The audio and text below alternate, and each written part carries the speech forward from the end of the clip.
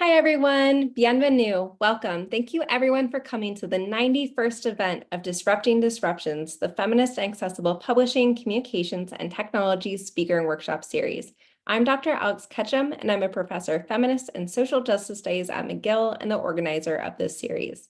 The Feminist and Accessible Publishing, Communications, and Tech Speaker and Workshop Series seeks to bring together scholars, creators, and people in industry working at the intersections of digital humanities, computer science, feminist studies, disability studies, communication studies, LGBTQ studies, history, and critical race theory.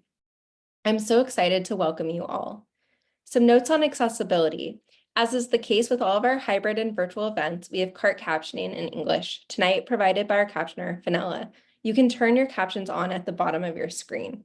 There's like a box that should say captions. Tonight, we have a Q&A option available. So throughout the event, you may type your questions into the Q&A answer box, the question and answer box, and there will be some time during the second part of the event for Dr. Brenna Clarke to answer them. We can't guarantee that every question will be answered, but we're grateful for the discussion that you generate. And I just want to emphasize that I strongly encourage you to type questions during the event, as that will mean that when we get to the Q&A period, you're not like typing furiously. Okay, we have quite a few more events coming up this semester. Our next event is on this Thursday. On February 15th, Carrie Johnson will speak about AI in journalism at 6 p.m. Eastern Time, also in virtual format. On February 21st, Dr. Mel Hogan will speak about the environmental impacts of ChatGPT and AI technologies. And on March 15th, we're co-hosting a workshop with CODES, which is the Center of Oral History and Digital Storytelling on Queer Oral Histories. Gabrielle Iaconetti and Liam Devitt will be speaking at that hybrid event. You can find our full schedule as well as video recordings of past events at disruptingdisruptions.com. So that's the redirect URL, disruptingdisruptions.com. The other URL is way too long to remember. You can also find our list of sponsors, including Shirk, Milieu, Rakef, and more. As we welcome you into our homes and our offices through Zoom, and you welcome us into yours, let us be mindful of space and place. As many of you know, past series speakers Suzanne Kite, Jess McLean, and Sasha Lucioni have pointed to the physical and material impacts of the digital world. The topic of the environmental cost of digital technologies will also be addressed this semester and other upcoming events. While many of the events this semester are virtual or hybrid, everything that we do is tied to the land and the space that we are on. We must always be mindful of the lands that the servers enabling our virtual events are on. Indigenous communities are disproportionately impacted by the mining practices used for the materials that are used to build our computers and digital infrastructure. Furthermore, as the series seeks to draw attention to power relations that have been invisibilized, it is important to acknowledge Canada's long colonial history and current political practices. The series is affiliated with the Institute for Gender, Sexuality, and Feminist Studies of McGill University. McGill is located in Tiohtià:ke, Montreal, on unceded Kanien'kehá:ka territory. Furthermore, the ongoing organizing efforts by Indigenous communities, water protectors, and people involved in land-back movements make clear the ever-present and ongoing colonial violence in Canada. Interwoven with this history of colonization is one of enslavement and racism. This university's namesake, James McGill, enslaved Black and Indigenous peoples. It was in part from the money he acquired through these violent acts that McGill University was founded. These histories are here with us in this space and inform the conversations we have today. I encourage you to learn more about the lands that you are on. Nativeland.ca is a fantastic resource for beginning. Now for today's event. Dr. Brenna Clarke is a critical educational technologist working as a practitioner / researcher and theorist. She is also an academic podcaster, and I've been such a fan of her podcast, including her podcast on YA literature that we were discussing earlier, Hazel, Katniss, Harry, and Star.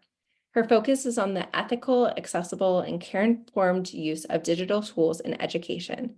Please join me in welcoming Dr. Brenna Clarke. Thank you so much for being here. Thanks so much for having me, Alex, and for being so patient with me through the process. I know that organizing these speaker series is always like herding cats, or at least it always is in my experience, and I think I've been like the cattiest cat, so I apologize for that, and I'm grateful to be here. Okay, I'm just going to get my screen share started here. Oh, where'd you go, Zoom?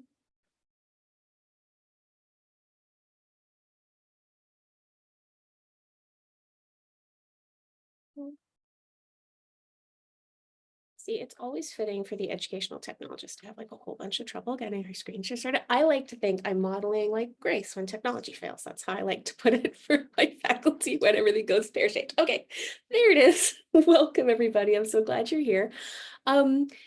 So yes, I'm here today to talk about, well, a whole bunch of things. Inevitability discourse, generative AI, how these technologies embed themselves in our institutions, and particularly in our institutions of teaching and learning, as that is my priority.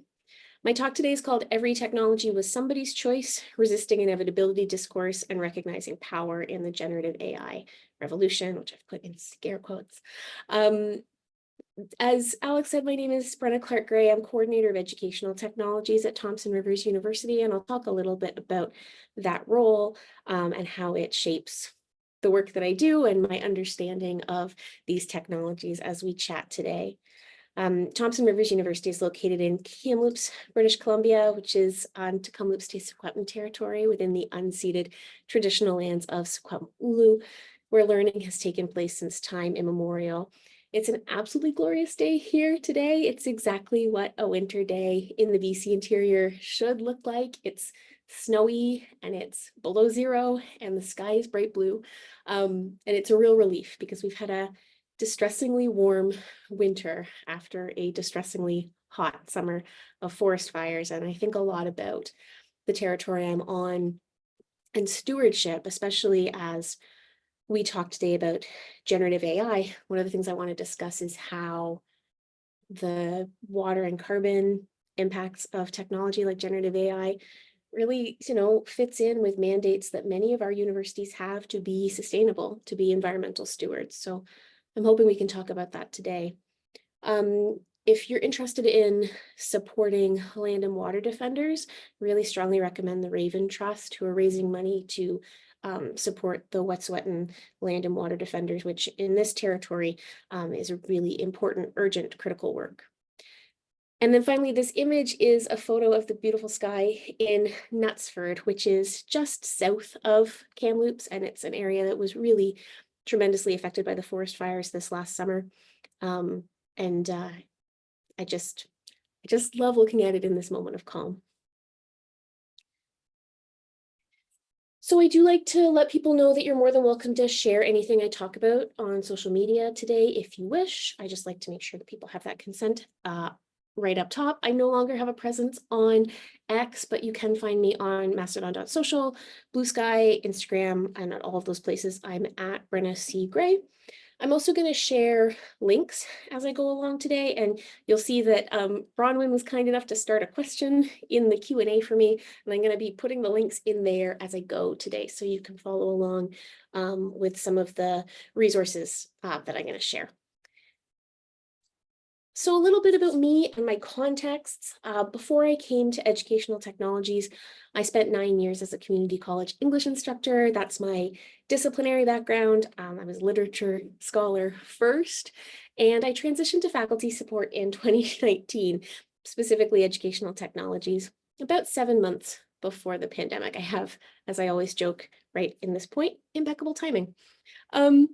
Coordinator of Educational Technologies is a faculty role at TRU, and it's a unique role in the post-secondary landscape, I think, because I am a faculty member, but I'm here to provide faculty support around technical and pedagogical issues, but I also am here to give institutional guidance and framing, particularly around new and emergent technologies. And so that's what I have been doing with generative AI for about the last 18 months of my life. It really does feel like generative AI has sucked the oxygen out of the room for a lot of my day-to-day labor when I'm helping faculty hands-on. I'm also in an interesting period of transition because as of July 1st, my appointment is changing from a sort of professional role faculty appointment to becoming a research professor. So how that's going to change, I'm not quite sure yet, but it will be an interesting period of transition as I get to focus more on the research piece of my work. I think something that's important to talk about today before I position myself as an expert is that I'm very suspicious of expertise when we talk about the pedagogical implications of artificial intelligence.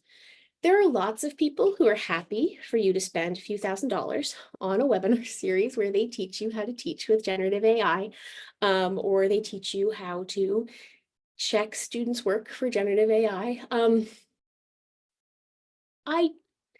This technology is very new. Obviously, AI has been around for some time, but widely accessible generative AI tools like ChatGPT really are very, very new. And I'm not sure that we have true answers about the teaching and learning ramifications of these tools yet. And even as our universities want to run headlong into the new technology to make sure we have all the competitive advantage in place, I think that maybe what we should really be advocating for is critical distance and pause. And so we're going to talk a bit about that today as well. And I guess that last point probably precludes the next point, but I am kind of a killjoy when it comes to technologies. I really do love working with technology. It's my daily work, and I enjoy helping people find the solutions that they need to the problems in their classrooms where technological solutions exist. But I also think that there are much more important issues to consider.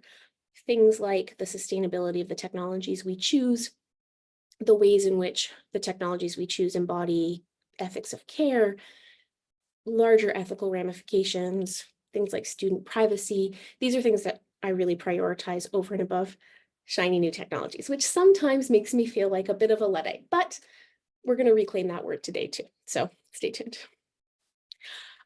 We don't have a traditional chat, but I do always really like to know where people are coming from, what has brought them out to a conversation on any given day. So I'm hoping that you might share in the Q&A what your role is and what brings you out to our conversation. I've also kind of said, are you worried about AI? Excited, hopeful, deeply paranoid? That's me. Too tired to care. It is February. I was saying earlier today that I don't know about you guys, but our reading break is next week, and you can kind of feel the collective need on campus from everyone to just take a nap. So I do get that fatigue and exhaustion and a sense of checking out is also kind of part of this discussion too. So I'm hoping you might share in the Q&A what brought you out to our conversation today while I have a drink of water.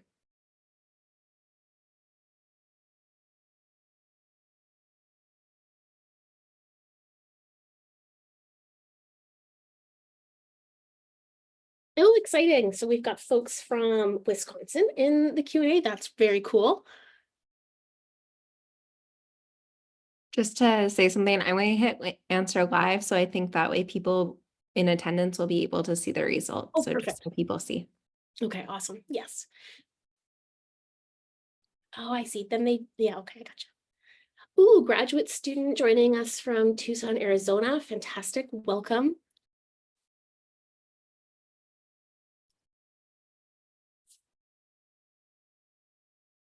I always tell my students that I can outlast any awkward pause that they think that they can throw up at me. I will wait it out while folks type. I'm very curious to know where you're joining us from today. Heidi, hello, welcome from Camosun College, my neighbor here. A group of graduate students in Montreal, welcome. Hi, Lorraine, joining us from Toronto. Lorraine, who I owe an email, welcome. It's so nice to have folks here. Lovely to have friendly faces. Michelle, hello, welcome. UMass, nice, fantastic.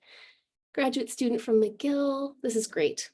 I'm delighted to see folks here and the range of perspectives, right? The range of approaches. Oh my goodness, PhD student from Monash. I was just in a session earlier today, Rhea, sharing a resource that Monash has made about generative AI for students. It's fantastic. I use it all the time. Thank you and welcome. Jennifer Andrews, I know you. Jen was my PhD advisor. Hi, Jen, joining in from Halifax, welcome. An open ed gig worker at the moment from Italy. Jonathan, I'd love to hear more about that. Thank you so much for joining us. Madeline, undergrad student from McGill, welcome. Okay, feel free to keep sharing with me in the chat. I'd love knowing where people are joining us from. I'm going to bounce along in my slides, but don't let that stop you. I want to start with some basic definition of terms. Sometimes when we talk about generative AI, it does feel like everybody's on a different page. And my background, I'm very open. My background is as a literature scholar. I am not an AI researcher in the sort of pure technical sense of the word. So I'm going to share with you my working definitions that I find useful from the perspective of education. It's many of you may have a much more refined sense of these terms, but this is sort of where I want to start. So AI versus generative AI, something I like to remind us is that AI has been part of our educational landscape for a really long time. Any of us who have used like the AccuPlacer test for placing students in their English classes, for example, that is using an AI technology. It's a real catch-all term that encompasses a wide range of machine learning technologies that use large data sets, collections of information effectively, which we'll talk about today, to make predictions or conclusions. And AI can be classified as narrow, general, and super. So sometimes we use the term weak AI to describe narrow AI. And that's where AI is designed to complete like a very specific task. All AI we can currently access is narrow or weak. In the world of artificial intelligence, general and super AI, so like general AI would be comparable to human capacity. Super AI would be superior to the human brain, or human intelligence as we understand it anyway. Those are theoretical. And it's really important, I think, to remember that because it's very easy for generative AI to get a bit oversold or overhyped in terms of its capacities and what it can do. Weak AI does not have consciousness, does not have self-awareness. Sometimes it seems like it does and can, depending on how much your Siri talks to you. But, these are not like sentient technologies. Generative AI is part of this band of narrow AI, and it's the class of tools where AI doesn't only make decisions or predictions, but instead uses that same capacity for decision or prediction in order to generate, perhaps, something like an image, a paragraph, a video, or a sound file. So that's what we're talking about when we talk about generative AI. So straight up AI, like machine learning, sort of predictive, conclusion-based technologies, we've used those in education for a long time. Some registrars' offices use them to sort applications. As I said, tests like AccuPlacer to place students in their appropriate level of an English class, for example.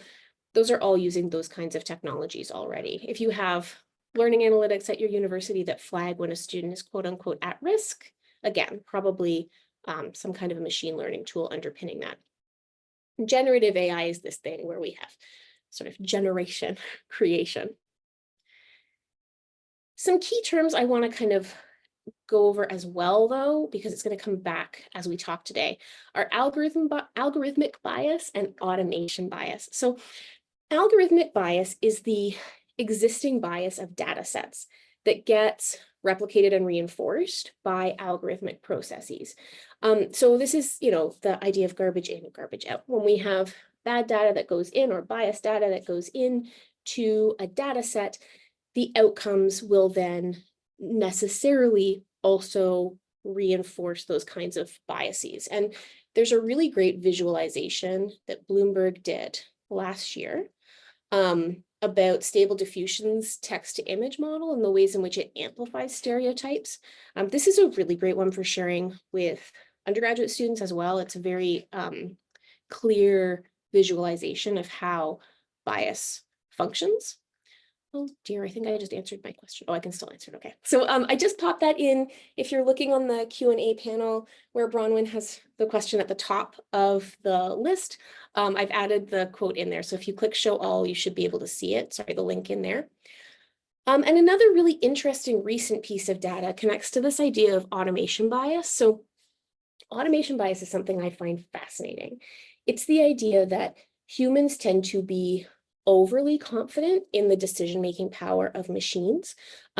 We really seem to want machines to give us some sort of unbiased answer. And I think that this comes from a good place. I think that we all understand the history of sort of bias in human decision-making, and there is a real desire to find a solution to that problem, and often we look to computers for that.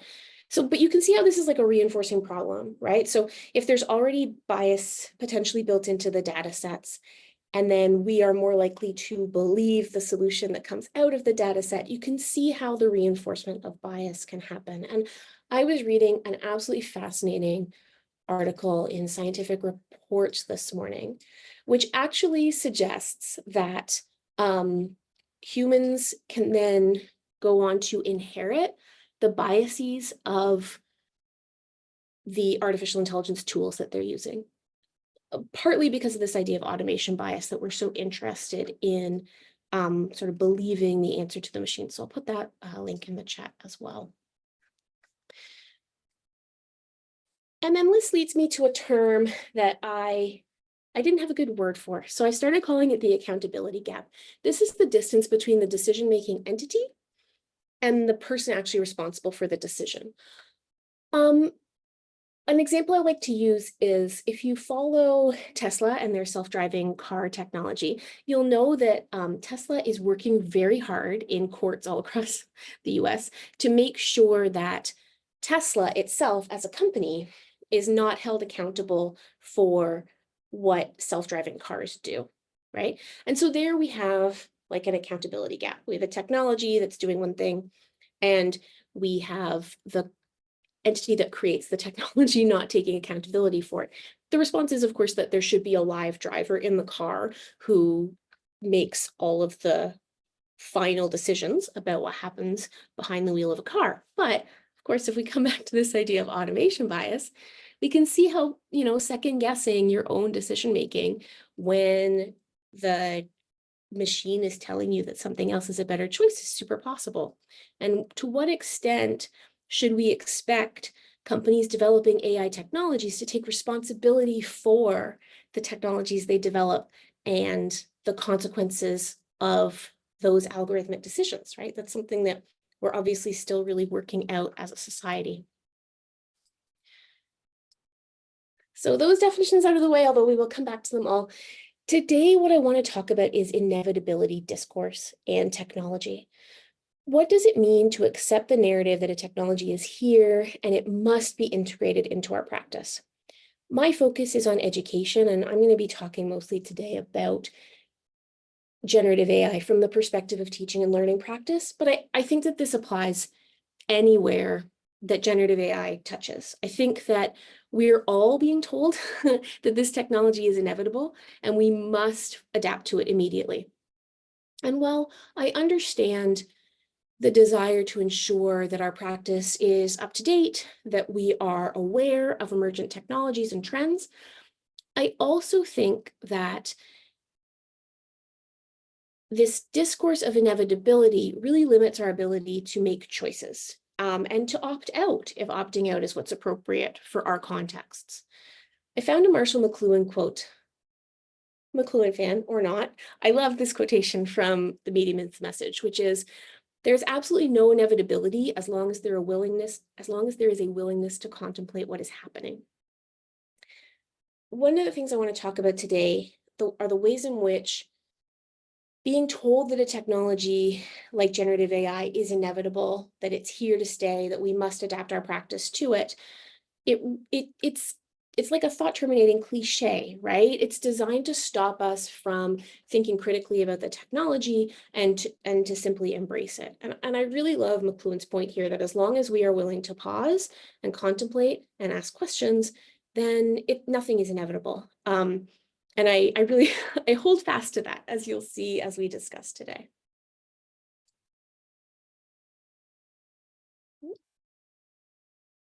Okay. So something that I spend a lot of time thinking about is the ways in which technologies come to us, always through a series of choices. And oftentimes those choices are rendered invisible to us, particularly in our working lives.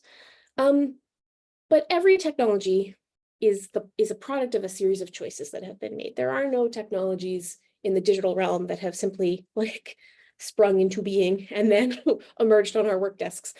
They're all a product of choices. So sometimes the choice is ours, right? Sometimes we have a very specific problem we want to solve and we go looking for a technology that we believe can resolve it. In our working lives, the choice is almost never ours. And I've become very interested in procurement processes, really from the experience of being a faculty member and finding, a new technology arrives on my desk that I must adapt to. The learning management system changes. We subscribe to a new email delivery vehicle, like whatever it is. This technology shows up on my desk and I just have to adapt to it. It just has to become part of my working life. I never felt like I was a part of those processes. And that is what led me to thinking about processes of procurement and how we follow them. And what a process of procurement says about the values of an institution, right? I think there's this important thing where choice gets codified by our institutional values. Sometimes we express them aloud and sometimes we don't. But as we'll talk about today, there are lots of technologies that our universities adopt and embrace that we know cause harm. So somewhere along the way, someone has gotten out of scale and weighed the possibility of what the technology offers against the harms that we know it causes and decided the harms were worth it. And that's procurement process. And I'm really kind of fascinated by the invisibility of a lot of those processes in a lot of our institutions. But the important thing is that, like, in neither of these examples are these inevitabilities, right? Somewhere a technology has been determined to solve a problem, resolve an institutional issue, whatever, but somewhere along the way, someone's decided that these technologies are the ones we're going to use, that they're successful and useful. And yet, it does feel inevitable, right? So I'm not going to stay here and like gaslight you and say, generative AI doesn't feel inevitable. What's the matter with you? Like, you open up a newspaper, you turn on the CBC, you engage in the world, and everybody is telling you about how generative AI is changing everything. And we're definitely going through this moment where if you market an educational technology and you don't have the phrase generative AI in there somewhere, it's like people are like, well, what's wrong with you? Why isn't this generative AI driven? Regardless of whether that would be useful or not to your technology. I think there are a bunch of reasons why generative AI in particular, but any technology might feel inevitable to us. And one of them is media saturation, right? Like, there are so many hype stories about what generative AI can do, and much less discourse about its limitations or problems and some of the kinds of ethical issues that I want to talk about with you today. I also think that within the university in particular, but likely within any institution, we can feel really alienated from the processes of procurement. Even in my role now, I'm not involved in procurement processes. I'm not sure who is. I don't really understand how any of it works, even now, even though now I write about procurement processes. So there is sort of an alienation or an isolation from the decision-making that happens. And I think that that is something that's worth us talking about and surfacing within our institutions. Like, how are these decisions being made? What does our procurement framework look like? Does it reflect the values that are important to me? All those kinds of questions. There's also a lot of obfuscation. It's very difficult to find out information from ed tech vendors that they don't want you to have. And in the case of something like a generative AI tool, the data sets are obfuscated. It's difficult to find out what goes into them. It's difficult to find out whether the material in them is of good quality or not. In fact, it's almost impossible to find that out. And so when this technology just kind of appears, and many of us don't have a good sense of where it's come from or where it's emerged from, that can feel really like, okay, well, I guess it's here. And then, of course, something we'll come back to later today. Something we'll come back to later today is this idea of Luddite discourse. Nobody likes to feel like they are on the outside looking in. And oftentimes it can be a very strategic choice for us to be made to feel like if we're not adopting a technology immediately, then we aren't we aren't sort of with it. We aren't maintaining our practice. We aren't doing what's right for our students. In the case of teachers, that kind of language is used to really like make people think that they don't have a choice. And so for all of these reasons, even though I'm going to tell you a bunch today that engaging with generative AI is not inevitable, I get why it feels like it is. Goodness me. There we are. That's what I want. I think institutions underscore this inevitability. Something I think about a lot is the extent to which we can opt out of a technology. So I support our learning management system here at TRU. A lot of my work is doing exactly that, making sure students can get their assignments in and faculty can use the learning management system. We use Moodle here to the best of their ability to do what they need it to do. Spend a lot of time at midterm and exam time setting up quizzes. I spend a lot of time at the end of the year fixing people's grade books. It's a big part of my job. Something I think about a lot is that when students first log into the system, they get what we might call a click-through consent. It says, do you consent? And then they click yes, and then that's it. There's no real mechanism for them to opt out, right? Like, I think all the time about how I don't know what I would do if a student came to me and said, I'm actually not going to opt in to use the learning management system. Like, what next?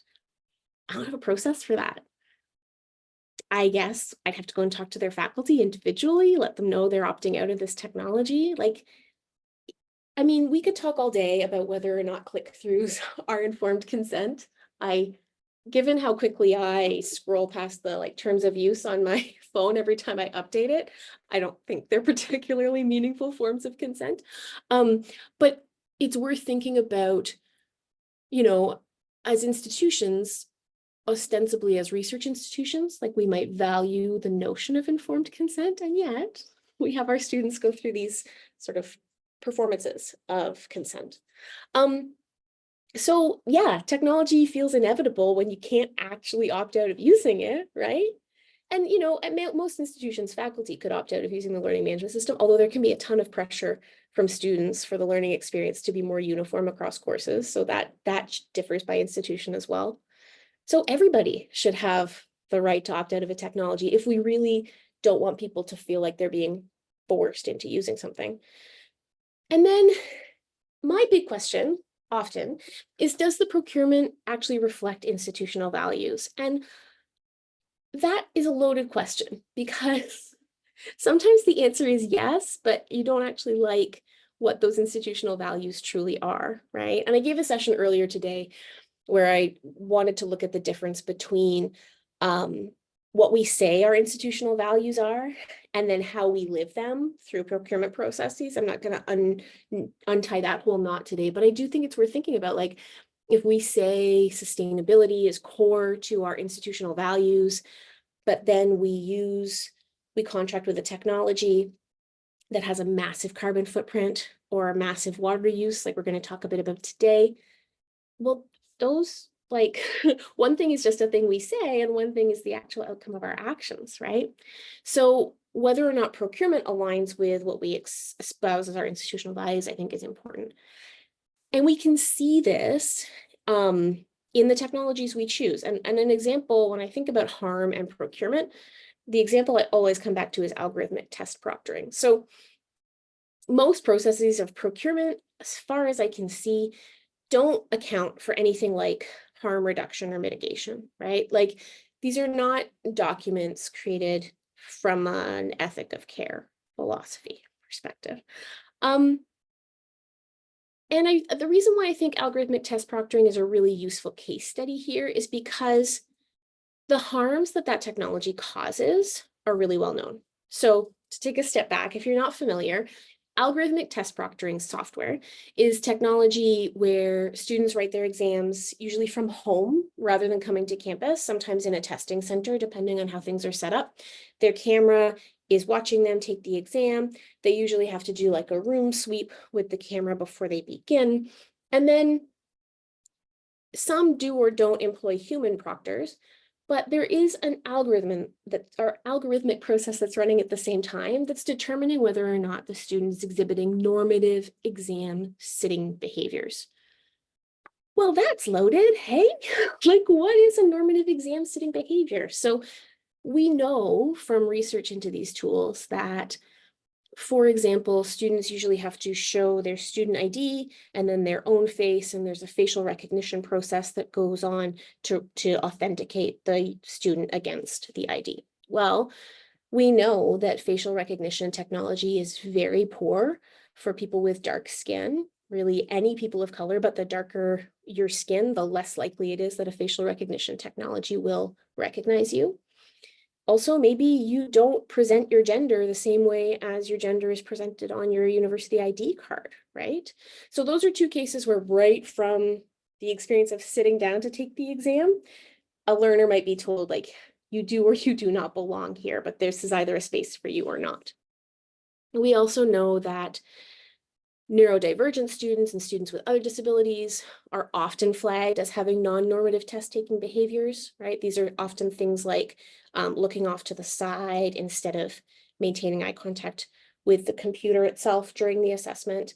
It could be fidgeting behaviors.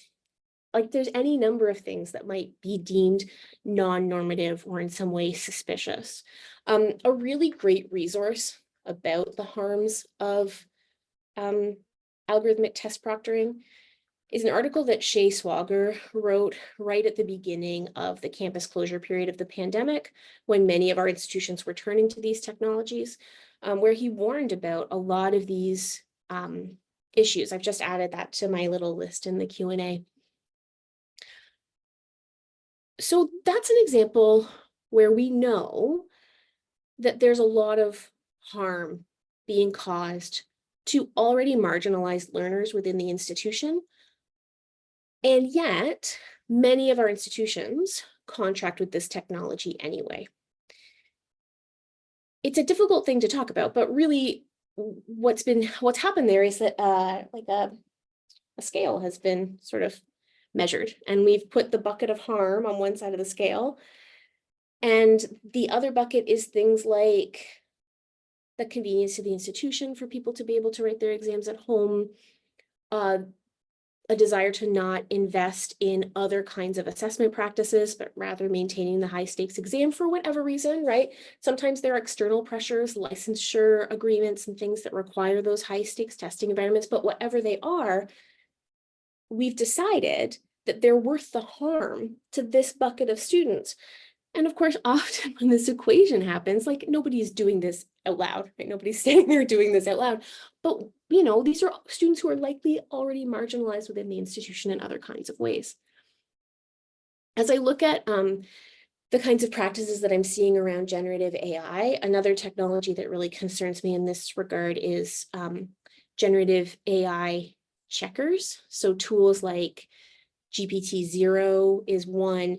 Tools where you can put a student's writing into a checker, and it gives you an originality score, tells you whether or not this thing was generated by AI. First of all, that technology is really crappy. Like, just as a disclosure statement, it's that very high rate of false positives. But when you drill down into the data, we know that learners for whom English is not their first language are much more likely to be flagged. There's really robust research that supports that. And there's nascent research to suggest that neurodivergent learners are also more likely to be flagged as being AI when they have actually written the text themselves. So there's another example where there's clearly a problem we're trying to solve, right? Wanting students to do their own work, to not engage with generative AI.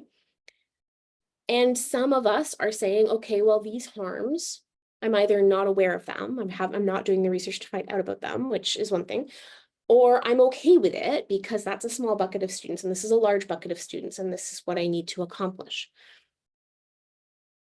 We get driven into a lot of these decisions for all kinds of structural reasons, right? Scale, huge class sizes, not enough time to prep. Like, there's a million reasons why these technologies come to be popular. But those reasons don't diminish the harm for the individual learner who gets harmed by these tools. I'm going to talk about specific harms from generative AI in just a second.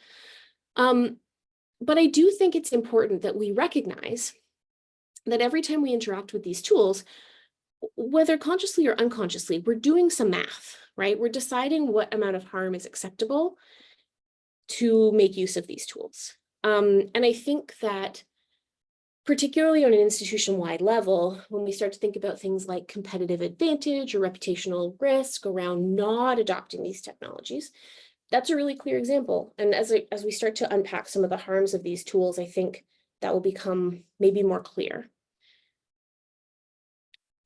This is from a fantastic essay in, and I will say, fantastic collection, which I don't just say because I have an essay on procurement in this collection, but I do encourage you to read it.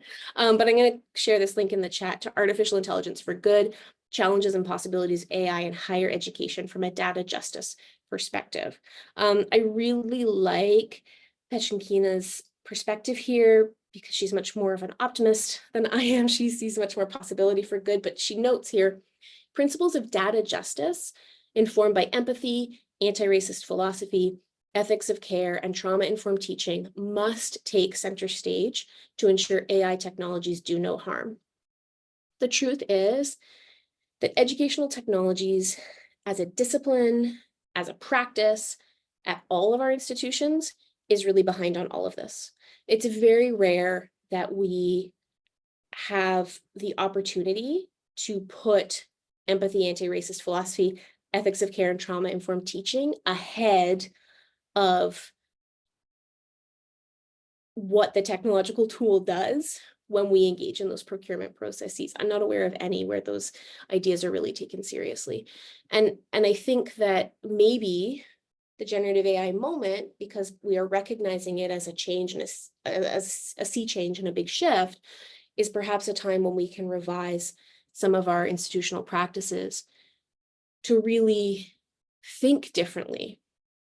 It's a frustration to me that after everything we've learned in the pandemic, where so many of us were rushed quickly online, rushed quickly into our learning management systems, and learned firsthand just how much the tool that we have access to can circumscribe what we can do in the classroom, that we still treat the procurement of technologies like we treat the procurement of furniture, right?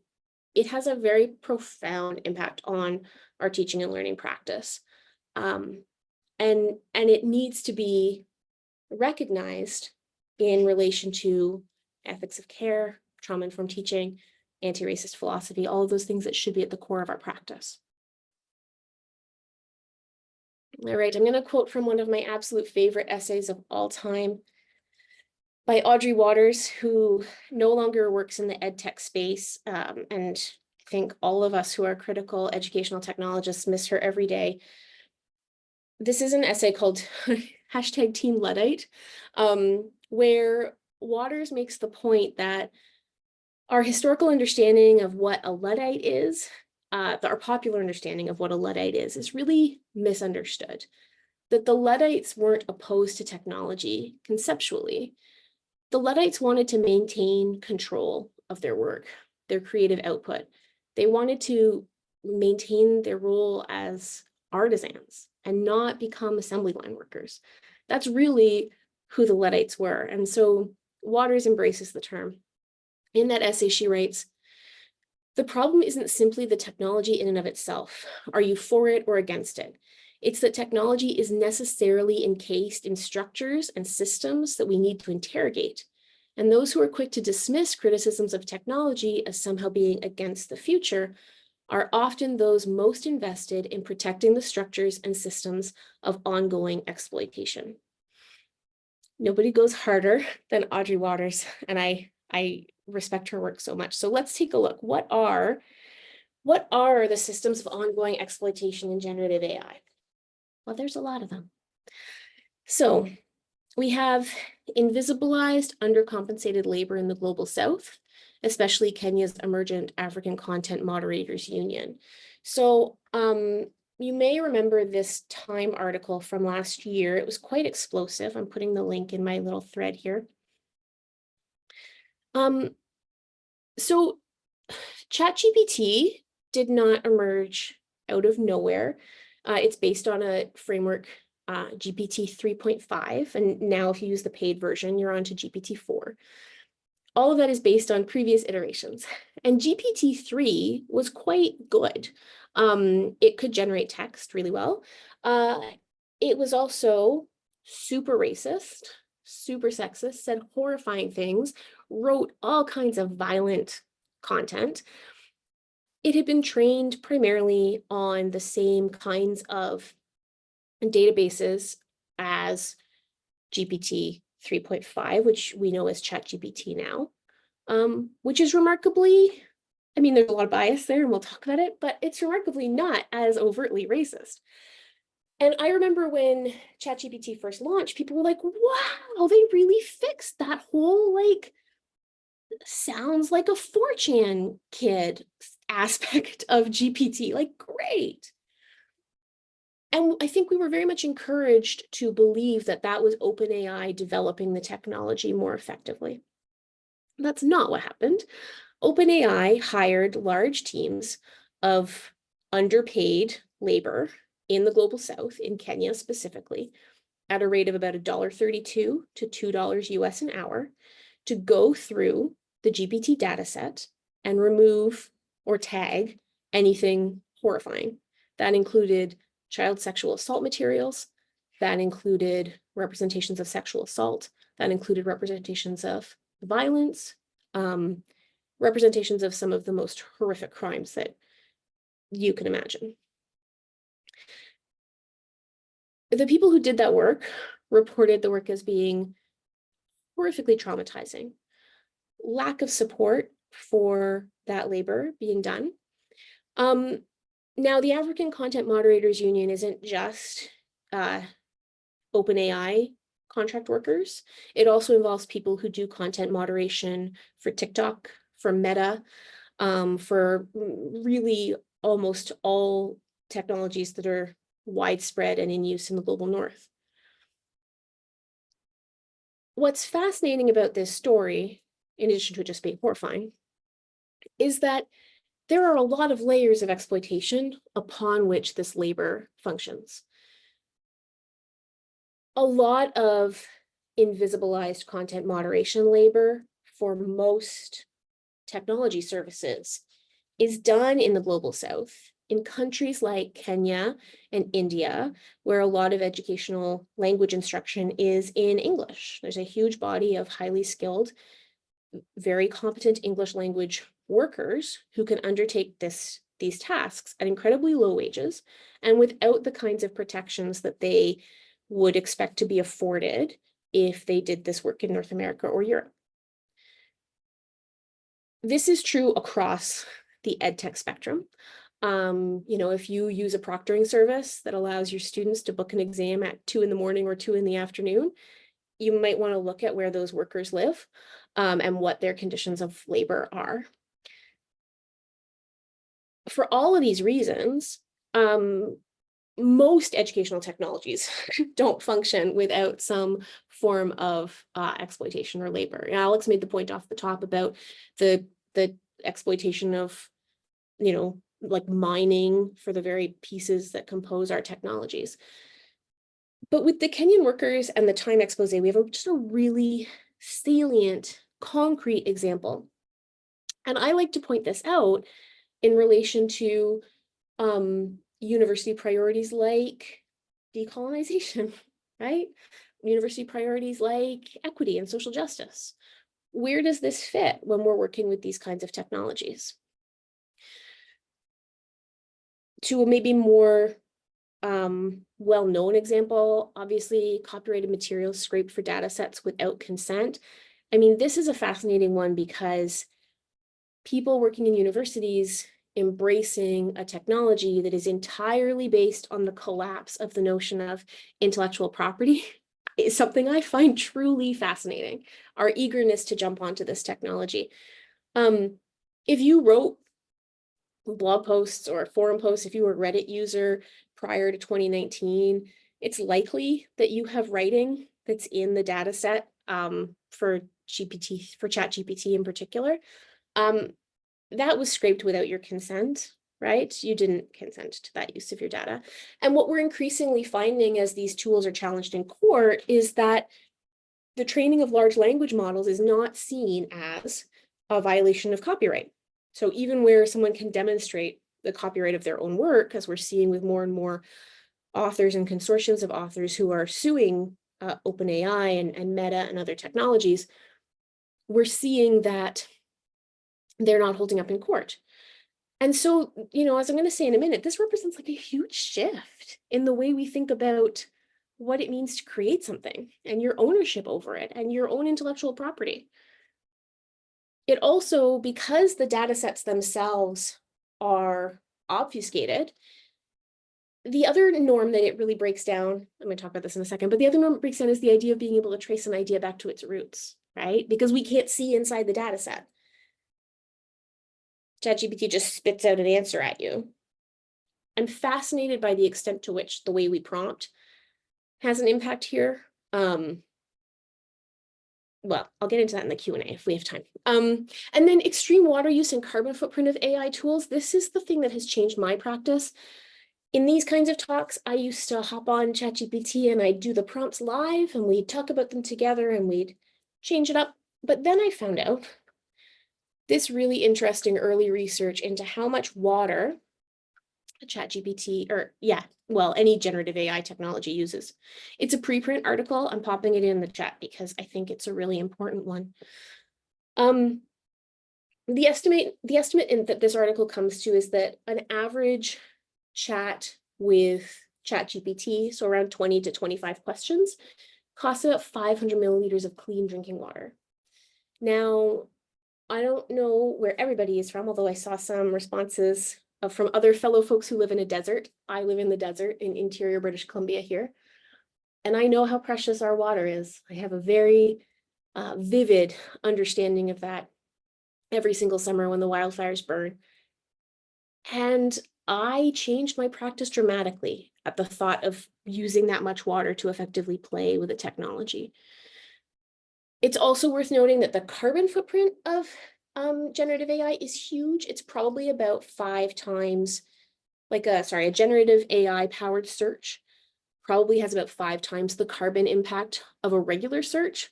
And this is something that bothers me because you don't get to choose whether your Google search is AI powered or not. You just have to kind of just take what it gives you.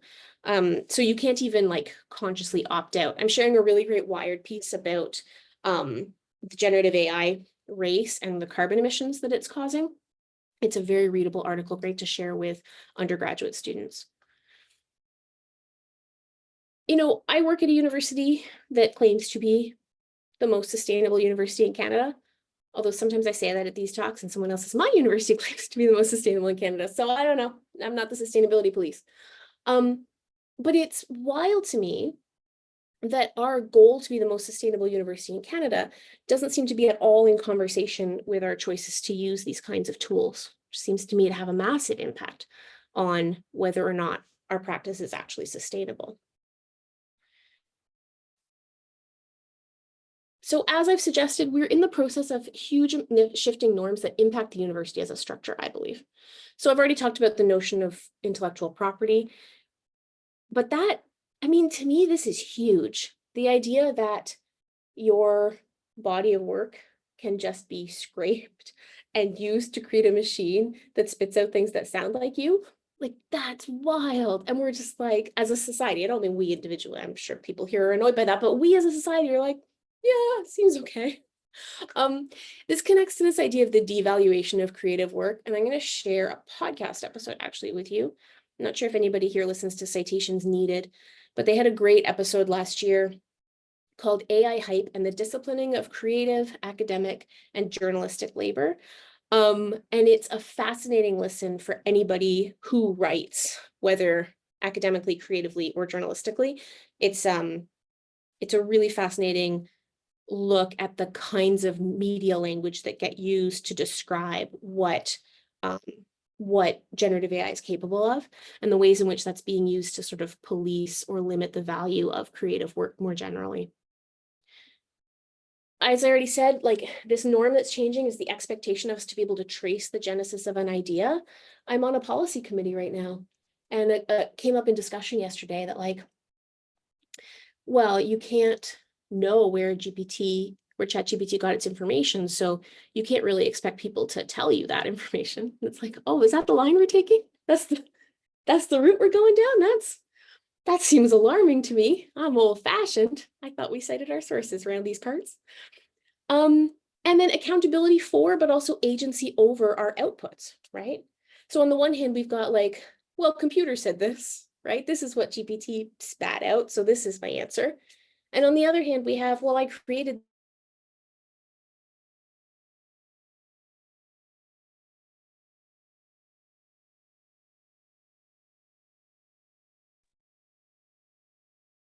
Brenna, we can't hear you now unless something just happened with my own computer. Kit, can you say if you can hear? Yeah, I can hear you, but I can't hear Brenna. This Okay, thing. it's Some only, database. Oh no. oh, okay, we heard it like speed up. So basically, can you repeat the last like 30 seconds of what you said? We were hearing you and then all of a sudden it cut out. I'm on the university internet because I thought it would be better than being at home. Okay, yes. I'm Thanks. going to assume we got through expectation of being able to trace a genesis of an idea. Yes, Okay. we're with you through that. Okay, perfect. So accountability for and agency over our outputs. So just the idea that we expect to be responsible for the things that we write, say, and create, and that we expect to know what happens to them after the fact. In both cases, we're seeing a real collapse of that notion, like this idea that, you know, the computer said this, so this is what I wrote down, and I'm not really accountable for that. And we see that in policing and the way policing uses AI all the time, not to totally change the subject, but we do see that as an emergent norm. And then agency over our outputs, like control over what happens to the work that we create. And this is a rhetorical question, but who benefits from the discourse of inevitability, right? Being told that all those norms have to shift, that all of these systems of oppression have to be allowed to carry out their work in peace. Like, who is benefiting from that? Because it's not normal everyday people, right? And I get it. It's already here. I'm not pretending it's not. But I do think that that doesn't make these conversations unimportant. In fact, it makes them urgent, right? It makes principled refusal where appropriate and space to have critical conversations and good information about the risks and harms.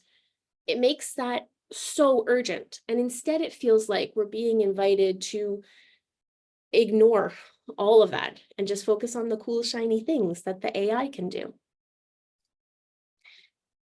So I promise I'm wrapping up. I'm getting to the end of my time here. I'm not trying to ban generative AI tools. It would be foolish, right? And also, I am philosophically opposed to making choices that turn our classrooms into policed spaces. So if I try to ban generative AI tools, I'm asking my faculty to become police and treat their learners with suspicion. And I'm asking for technologies that, as I've already said, I don't think work very well. So that's not where I am. And I can and do acknowledge the potential for good in many of these tools. I'm glad to see the capacity for automatic captioning getting better over time. I'm thrilled to see that alt text is improving, even just in like the last 2 generations of Microsoft PowerPoint. The alt text that it provides for graphics is so much better now than it was. These are all good things. But I do challenge us to think critically and mindfully about when a technology is worth it. And I think that if we don't have a clear sense of what the risks and harms are, and we don't talk openly about that as part of our teaching and learning practice, but also just as part of our engagement with the world as we see these technologies proliferate, then we're not going to be able to have those conversations because they can't happen without an accurate sense of the problems. So here at TRU, we've been developing what we call our critical framework for considering AI. And part of the goal here is to recognize that there are problems that AI technologies can work to solve, but that there are also potential harms that can be caused. And unfortunately, it is part of the work of selecting a technology or a tool to do that work of weighing those harms against the problems that are being solved. And so we frame this as, what's the problem to solve? And a question I really like to talk to faculty about is this a problem of efficiency or a problem of learning, right? Like, is this a problem that we've created by trying to teach academic writing at scale, for example? Or is this a problem of learning that you're trying to help your students solve? Who is harmed by our technologies and how? Are there ways to mitigate that with this particular technology, or is the harm sort of baked in? Who's going to benefit? Like, is the number one benefactor here a marginalized learner, or is it some for-profit ed tech company that we're just funneling public money into? And how are we living our values within the institution? Like, how does this fit with our larger statement of who we are? What are the ethical considerations? And it's not that asking these questions makes the decision any easier, because I think it makes it harder. But my hope is that it makes it honest. It makes the next step in the conversation more honest. So I am at my time, and so I'll end by saying, as we embark on a new era of education, I think we really need to think about how our values are represented or not in the tools we choose. And as someone who works in educational technologies, I'm the first person to say we've done a really bad job of this up to now. But if we are all together recognizing that generative AI represents something of a revolution in our universities and our colleges and our institutions, then hopefully there's a commensurate appetite for change in the processes by which we select our tools and the conversations we're willing to have about them. So thank you so much for your time today. You're more than welcome to follow up with me. My email is there, bgray@tru.ca. I'm really grateful for everyone for having me today. And yeah, I'm hoping there's questions and conversation to be had. Thank you. Thank you so much, Brenna. That was fantastic. I want to welcome you all to type your questions into the Q&A box so that Brenna has the opportunity to answer them. While we're waiting for you all to write in your questions, I want to kind of start us off, actually just to set you up for the topic that you wanted to give some more time to if it was mentioned in the Q&A, which was the way we prompt and how that has an impact on what we find. Thank you for teeing me up for that, because I love to talk about this. Yeah, it's fascinating to me the impact that prompting has. And of course, there are lots of people who want to tell you that they are like prompt specialists and prompt engineers. It's at least an emergent field of claimed expertise. We shall see. But I was playing around with trying to see the difference in the way a research question was posed and the outcome of it.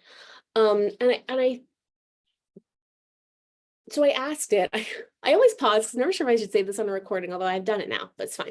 So I asked ChatGPT specifically, please summarize in 200 words the plagiarism scandal involving Brenna Clarke in 2020.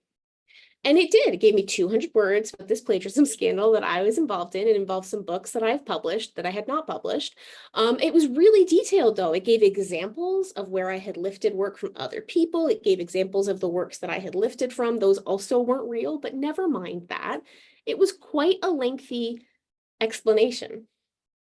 And so then I prompted it by saying, please provide references for the plagiarism scandal involved, or please provide references about the plagiarism scandal involving Brenna Clarke in 2020. And then it said, oh, I don't have any information about that. And it's very interesting, right? And so I think one of the things that I really encourage people who are choosing to play with this technology to think about is what it means to generate, right? Like ChatGPT is not a truth machine. It doesn't have any sense of correctness. What it's doing is giving the next most likely answer based on its understanding of the question. And that means that if I say to it, tell me about blah, it's going to tell me about blah. It doesn't care whether what it's telling me about is the truth or not. It's going to look through its data set to find, and now I'm personifying it, which I really don't like to do, but it's going to look through the data set to find, examples of plagiarism scandals. It's going to smook my name into it and a bunch of made up text, and it's going to have generated a response and it's answering my question. It's telling me about the thing. Whereas when I actually specifically ask for references, then it has to say, oh, I don't know what you're talking about. And so, this is the kind of nuance that is really important. It's also like one of those responses is actually libelous, right? Like if you were a journalist and you're collecting information, you ran with one of those, and you wouldn't, because you'd look and you'd see the books weren't real.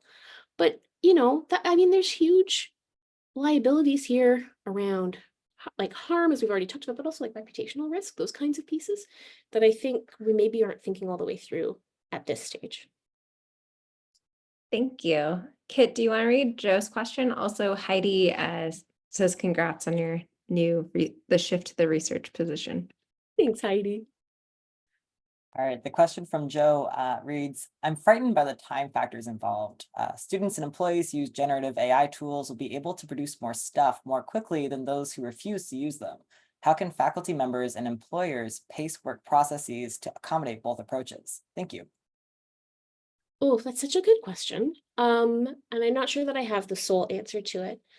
I think that for most of these kinds of issues around like workload and access and choosing or not choosing to use the technologies and equity around that, I think our goals as institutions should be to move towards a practice of disclosure and a practice of transparency around the use of these technologies.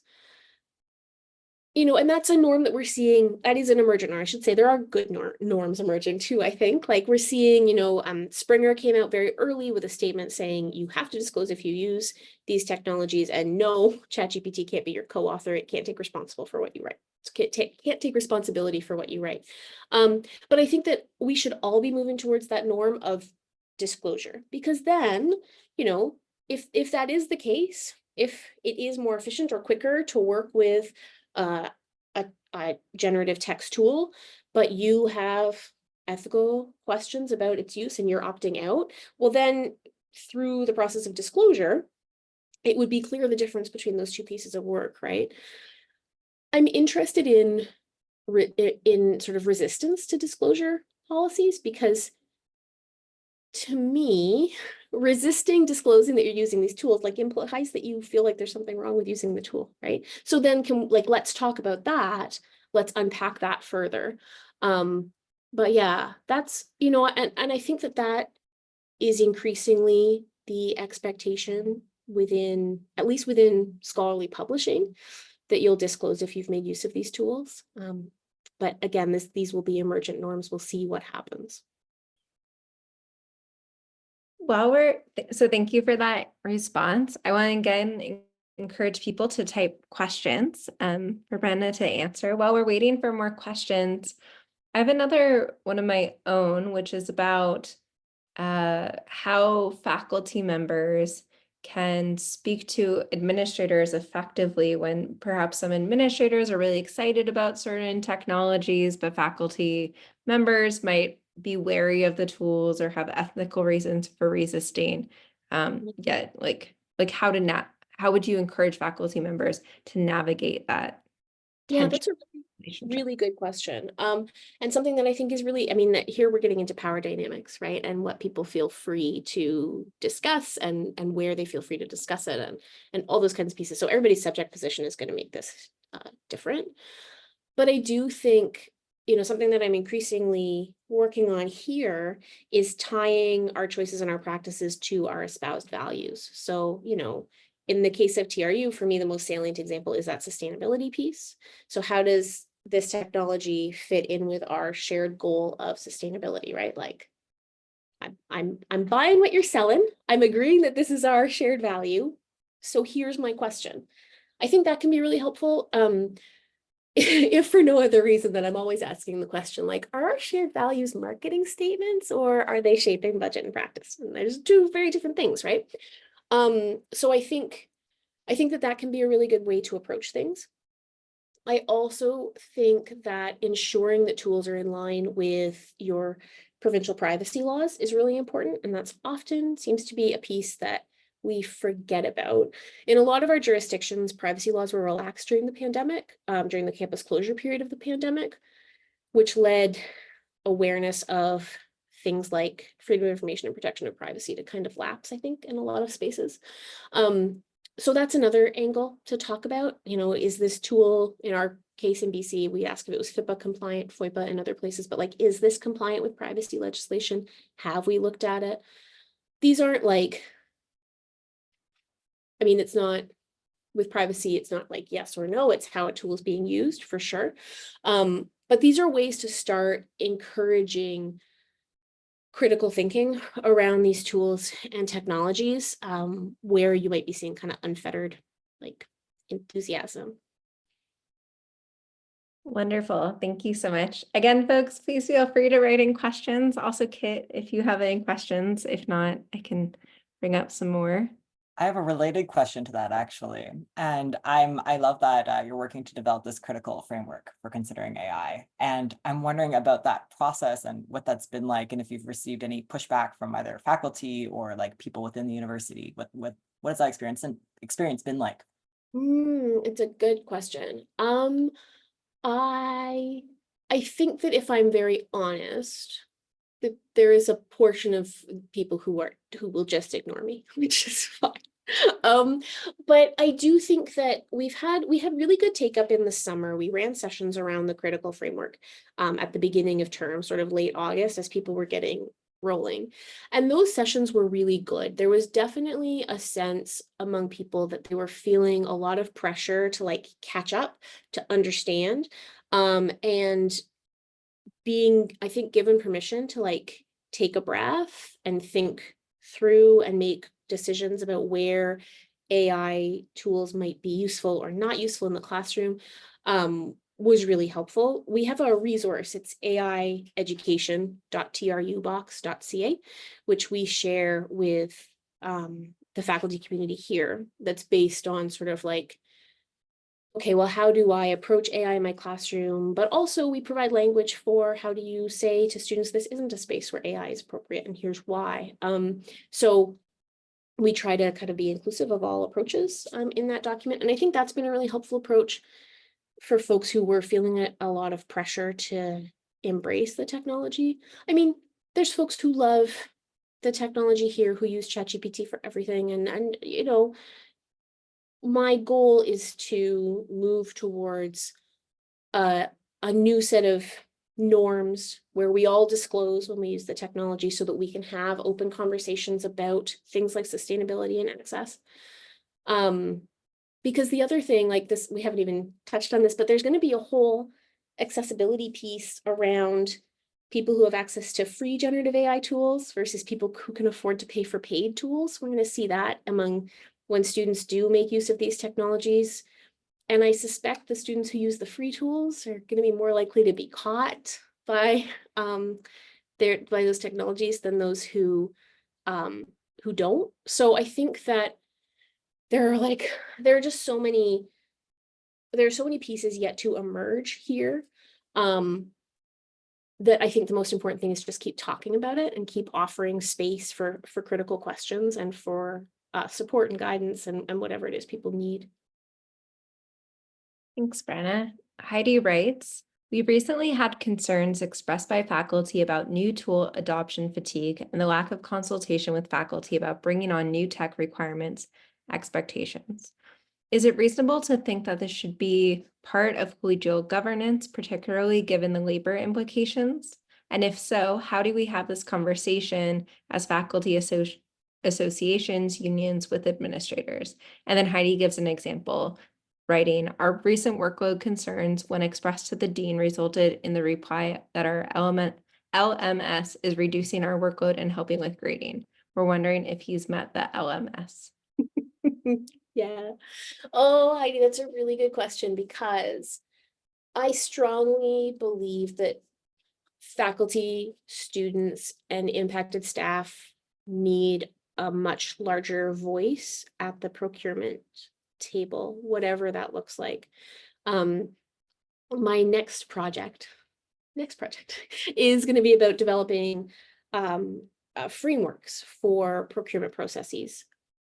But even before we get to better frameworks, we just need more voices. I think more comprehensive set of voices in the room. So you know, in procurement processes, in my experience, there's like 1 or 2 faculty reps. There's maybe a student. They're usually not paid for their time to be there. Like, it's not, the consultations not tend to be truly meaningful, and often a decision is made before that consultation takes place.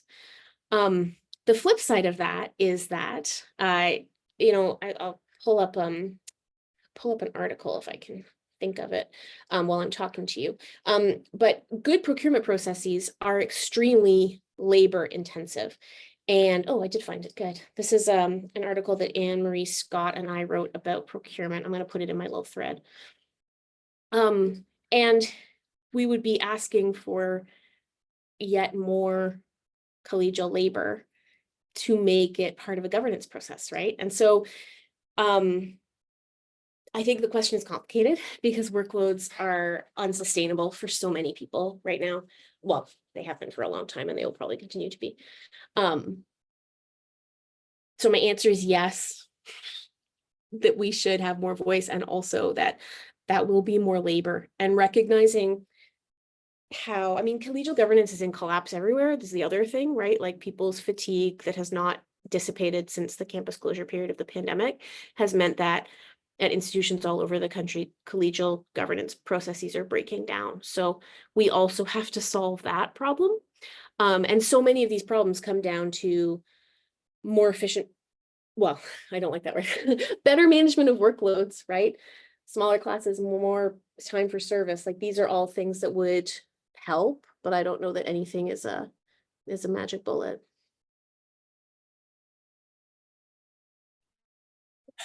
Thank you. That's great. Jennifer asks, how have you worked with computer science folks on AI at your university? No, that's a good question. We had the most fun security panel. We have a security conference here, an IT security conference here every year that our IT department hosts. And we had a really great panel about generative AI there. And it was just before GPT and everything kind of broke. It was like very early stages, and it was super fun because it was me and some IT security folks and some folks from the computer science department. And what was interesting was I kind of went in, I always go into those spaces expecting that people are going to think I'm a kooky old hippie, you know, like the intellectual equivalent of, you know, fully dressed in tie-dye. But what was so interesting was the shared concerns around things like the necessity for disclosure and respect for student privacy, and like all those kinds of pieces. Like the folks who are working on the technology may be more enthusiastic about its capacities and possibilities than I am, but we share a lot of the same concerns about the current moment. And so that's something I've found really very interesting. I'm just embarking on a policy process, as I said, for our responsible use of AI policy here, and the faculty representatives on that are me and someone from computer science. So that will be really interesting coming together as well. They're always very patient with my lack of technical know-how, which I'm very grateful for. Awesome. Well, thank you so much, Brenna. That was the last question, and we're also, you know, basically at the end of our time, but I wanted to thank you so much for being here. I want to thank our captioner, Fenella, today. I want to thank Kit for helping with the tech, and I want to thank all of you in the audience for coming. We welcome you to join us for future events, and if you're someone watching this recording later, thank you also for watching then. So thank you all so much. I hope you have a lovely evening. Thanks so much, everybody. This was lots of fun.